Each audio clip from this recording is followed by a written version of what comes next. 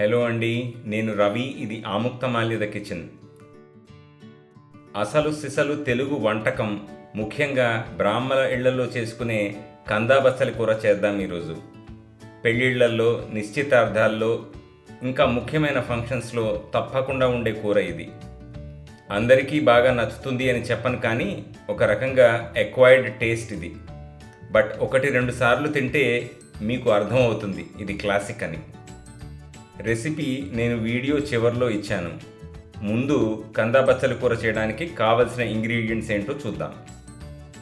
కంద, బచ్చలి కూర కాడలతో సహా తీసుకోండి. సీజనింగ్కి అల్లం, పచ్చిమిరపకాయలు, బెల్లం, పసుపు, ఉప్పు, చింతపండు. తిరగమాతకి నూనె, మినప్పప్పు, ఆవాలు, జీలకర్ర, మెంతులు, కరివేపాకు. ఆవ పెట్టడానికి చిన్న ఆవాలు తీసుకోండి. మా వాళ్ళు ఇక్కడ పెద్ద ఆవాలు తీసుకున్నారు, కానీ ఆవ పెట్టడానికి చిన్న ఆవాలే కావాలి. అప్పుడే సరైన ఆవ ఘాటు తగులుతుంది. కూర తింటున్నప్పుడే అనుకున్నాను, ఏమిటి కొంచెం ఘాటు తక్కువ ఉంది అని. ఇంకా ఆవ పెట్టడానికి నూనె, మంచినీళ్ళు. కంద చెక్కు తీసి కుక్కర్లో మెత్తగా ఉడకడానికి వీలుగా ఉండే సైజులో ముక్కలు తరుక్కోండి. బచ్చలి కూర కడిగి అది కూడా తరుక్కోండి. ఇప్పుడు కంద ముక్కలు, బచ్చలి కూర ఒక ప్రెషర్ కుక్కర్లో మెత్తగా ఉడికించుకోండి. చింతపండు నీళ్లల్లో కనీసం గంటసేపు నానబెట్టి పులుసు తీసి పెట్టుకోండి. అల్లం, పచ్చిమిరపకాయలు, బెల్లం మెత్తగా పేస్ట్ చేసుకోండి. చిన్న ఆవాలు ఒక ఇమాం దస్తాలో వేసి మెత్తగా పొడిగొట్టండి. తర్వాత అందులో మంచినీళ్లు పోసి పేస్ట్ చేయండి.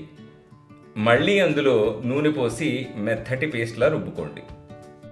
ఇక వండడం దగ్గరికి వస్తే ఒక మూకుడు తీసుకొని అందులో నూనె వేసి కరివేపాకు తప్ప మిగతా తిరగమాత గింజలన్నీ వేయండి. మినప్పప్పు ఎర్రగా వేగాక కరివేపాకు వేసి కలిపి ఉడికించుకున్న కందా బచ్చలి మిశ్రమాన్ని ఇందులో కలపండి. కంద ముక్కలు మెత్తగా ఉడికితే సరే, లేదంటే ఒక పప్పు గుత్తి తీసుకొని వాటిని మ్యాష్ చేయండి. ఇప్పుడు చింతపండు పులుసు, అల్లం, పచ్చిమిరపకాయ, బెల్లం ముద్ద, ఉప్పు, పసుపు వేసి బాగా కలపండి. కూరలో నీళ్లు ఇగిరిపోయి దగ్గర పడగానే నూరుకున్న ఆవాల్ని కూరలో కలిపి బాగా కలియబెట్టి స్టవ్ ఆపేయండి. అంతే, కందా బచ్చలి కూర రెడీ. కందా బచ్చలి కూర చాలామంది గట్టిగా చేస్తారు. అలా చేస్తే అన్నంలో కలుపుకోవటానికి శ్రమ పడాలి. మా చిన్నప్పుడు మా ఇళ్లల్లో తినేటప్పుడు ఎందుకు అలా చేస్తారో అర్థమయ్యేది కాదు. అలా కాకుండా ఈజీగా అన్నంలో కలుపుకోవటానికి వీలుగా చేసిన రెసిపీ మాది. అలాగే ట్రెడిషనల్గా కంద ఎక్కువ, బచ్చలి కూర తక్కువ వేస్తారు. మేము అలా కాకుండా సమపాళ్లల్లో వేశాము. మీరు మీకు నచ్చినట్టు రేషియో మార్చుకోవచ్చు. ఈ కూరలో ఎండు మిరపకాయలు కానీ ఇంగువ కానీ వెయ్యరు, ఎందుకంటే దీన్ని తినే కాంబినేషన్ ఇంగువ నూనెలో వేయించిన మిరపకాయలతో. అన్నంలో ముందు ఇంగువ వేసిన నూనె పోసి కలుపుకొని తర్వాత కూర కలిపి వేయించిన మిరపకాయలు కొరుక్కు తింటుంటే తెలుగు వంటల వారసత్వ పరంపరని రుచి చూస్తారు.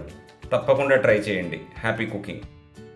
ఆముక్తమాల్యద కిచెన్లో రెసిపీస్ గ్రామ్స్లో ఇస్తాము. చెంచాలు, గరిటెలు, గ్లాసులు కొంచెం వేయండి, కాస్త వేయండి కొలతలతో వంటలు చేయడం కష్టమని మా అభిప్రాయం. అమెజాన్లో ఒక వేయింగ్ స్కేల్ కొనుక్కొని మీరు కూడా మా పద్ధతిలోకి రండి. రెసిపీని స్క్రీన్ షాట్ తీసి పెట్టుకోండి. చేస్తున్నప్పుడు చూస్తూ చేయొచ్చు. మా కంటెంట్ మీకు నచ్చినట్టయితే సబ్స్క్రైబ్ అండ్ షేర్ చేస్తూ బెల్ ఐకాన్ క్లిక్ చేయండి. మీకోసం చాలా రెసిపీస్ రెడీ చేసి ఉంచాము. మీదే ఆలస్యం.